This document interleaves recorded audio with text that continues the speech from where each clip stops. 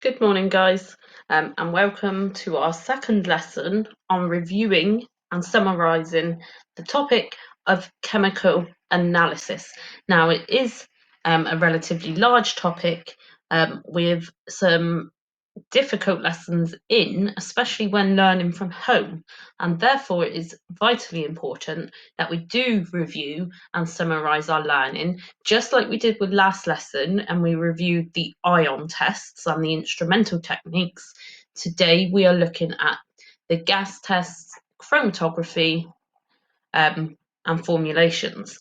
Now, if you haven't done so already, please complete, sorry that I'm missing the L out of the complete word, please complete the retrieval quiz by adding in your answers and come back for the answers in order to green pen your work.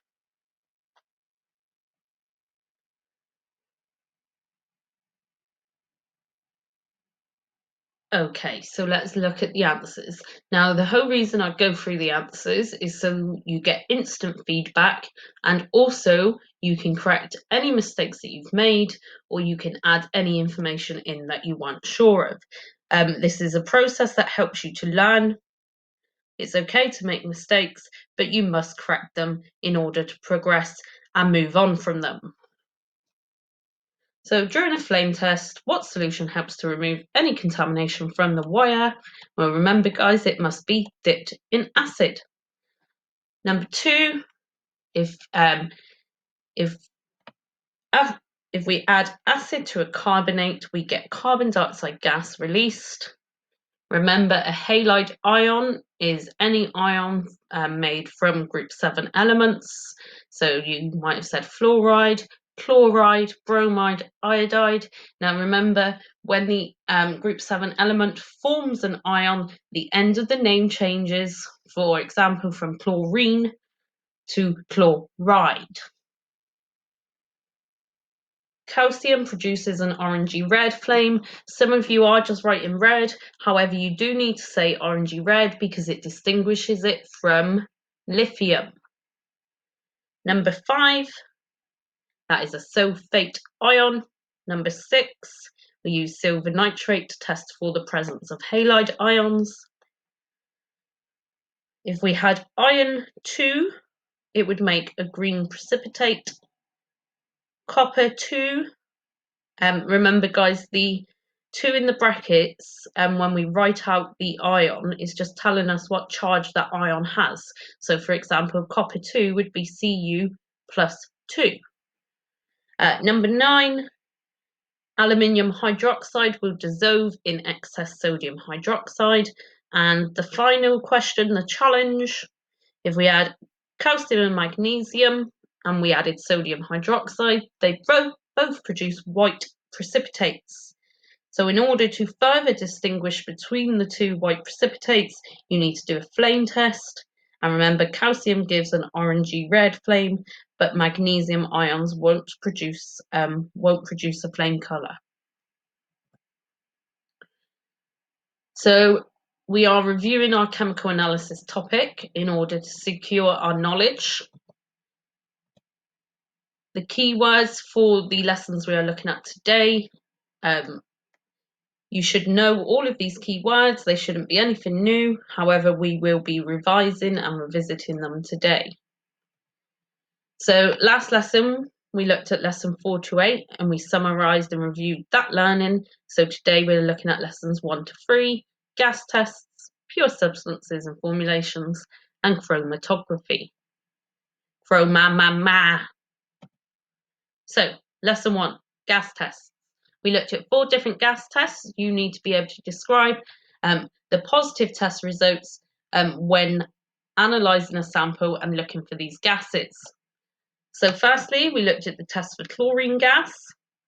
We used blue litmus paper, and the blue litmus paper should turn red and then white in the presence of chlorine gas. Now remember guys, chlorine gas is diatomic, 2 atoms joined together, and that's why the formula is Cl2. Chlorine, the chemical symbol being Cl, not Ci. You looked at the test for oxygen gas. Now remember guys, the test for oxygen gas, firstly you need to get a lit splint and blow it out so that it is glowing. You then place that glowing splint into the sample of gas being tested. If it's oxygen gas, it should relight the glowing splint. As Gary Barlow once said, relight my fire. So there you go, that's how I remember that one. Go on, Gazette. The test for carbon dioxide gas.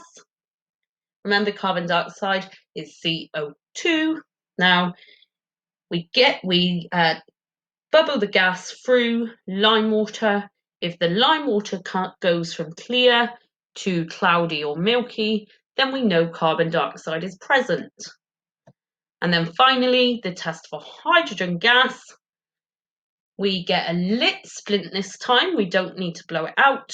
We need a flame. We hold that into the sample of hydrogen gas, and hydrogen gas should produce a squeaky pop when ignited.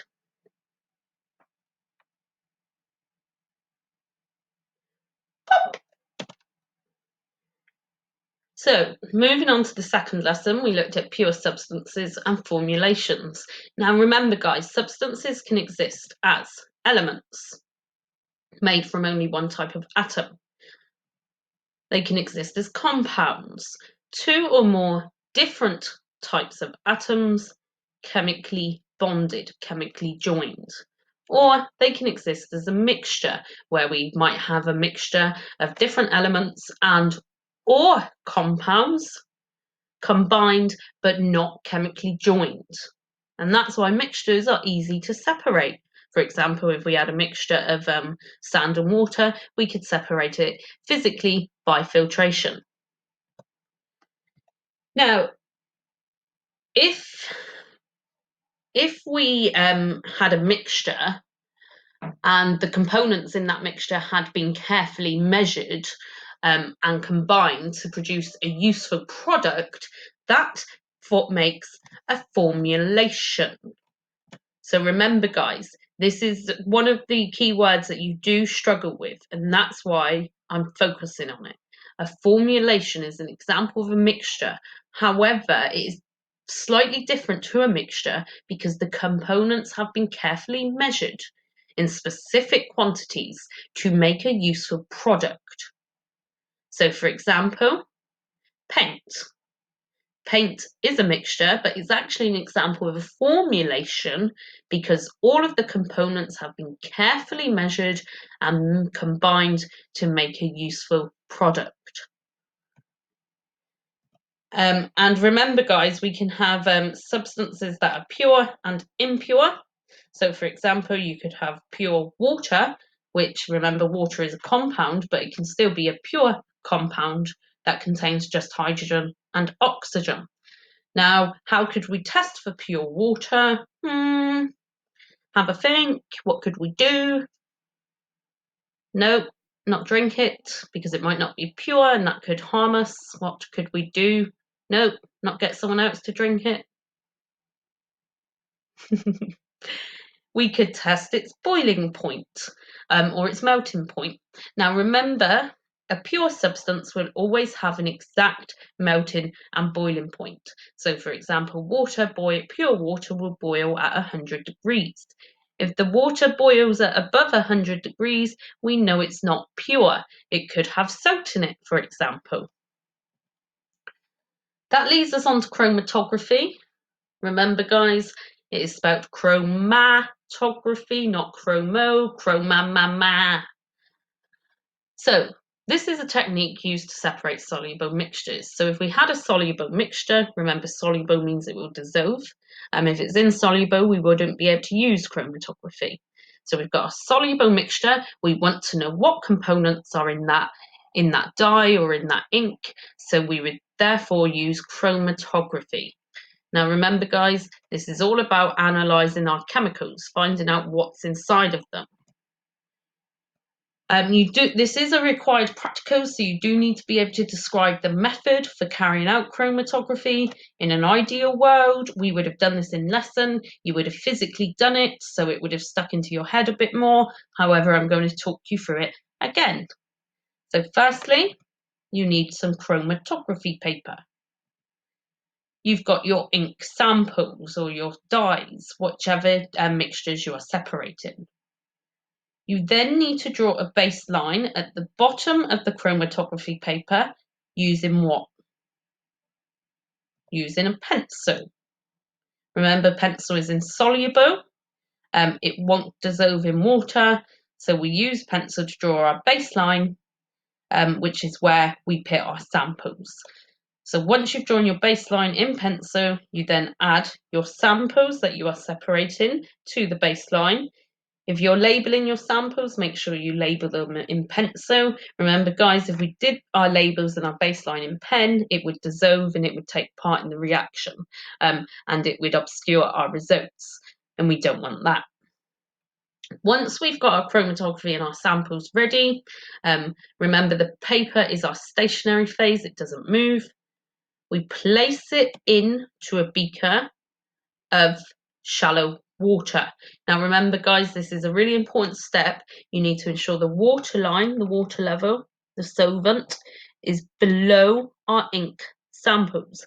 We don't want it above our ink samples because that would cause our ink samples to wash into the water. We want the water to move up the paper slowly, dissolve the ink, and as it travels up, it would take the ink with it. Now, sometimes we might use a splint and a paper clip to secure that chromatography in place to stop it from moving or touching the bottom of the beaker. Now, remember, guys, once you've done that, you allow the solvent to travel up. It would take the ink with it. The more soluble substances will reach the top. The least soluble substances will stay near the bottom of the paper. And we would get what we call a chromatogram.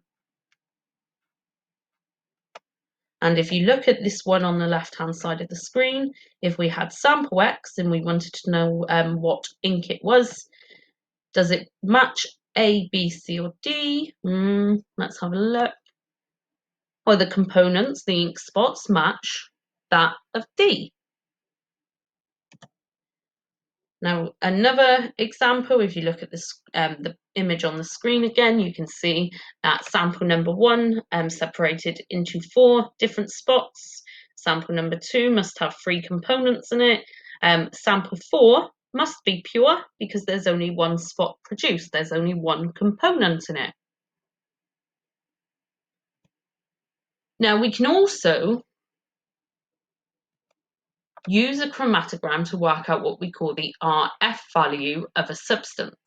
Now, the RF value is the retention factor. Now, to work out, every individual substance has got its own individual RF value. So to work out the RF value of a substance, you do the distance travelled by the ink. Remember, the ink is being dissolved. We call it the solute. So we do the distance travelled by the ink divided by the distance travelled by the solvent. So you use a ruler to measure the distance measured by the ink spot.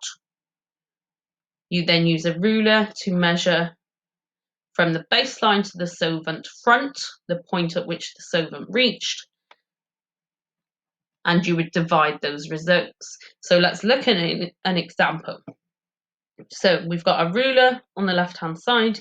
Next to our chromatogram, you can see the distance travelled by the ink was 3 centimetres on the ruler. You can see the distance travelled by the solvent was 6 centimetres. So you would do 3 divided by 6 would give you your answer of 0.5. Now, I could compare that RF value to known RF values to find out what substance was inside of that, that mixture. Now, guys, if your RF value is above 1, you've calculated it the wrong way around. RF values are always below 1. So what I'd like you to do is follow the links and complete the Seneca tasks assigned. Now, those Seneca tasks will be under the title Chemical Analysis Review Part 2. Now, remember, guys, if you didn't do this last time and you are having issues logging in, you need to go to our Google Classroom stream and watch the video on how to log in if you have forgotten your password. And once you have completed your Seneca tasks, I would then like you to complete your consolidation phase, which is rating the learning intentions that we've reviewed and secured today. So you might highlight the colours, red, amber, or green, the boxes, red, amber, or green, or you might just put an initial to show me how well you have met that learning intention. So thank you very much for all of your hard work, guys. Some of you are producing really outstanding lessons where you're self-marking, you're self-correcting, and you're completing every task. So well done, it's very much appreciated. And I really hope that you have managed to develop a good understanding for chemical analysis. Even if you don't understand everything, for example, you might still struggle with ion tests as they are quite detailed, and we haven't been able to do them in a lab. But well done for everything that you've done so far.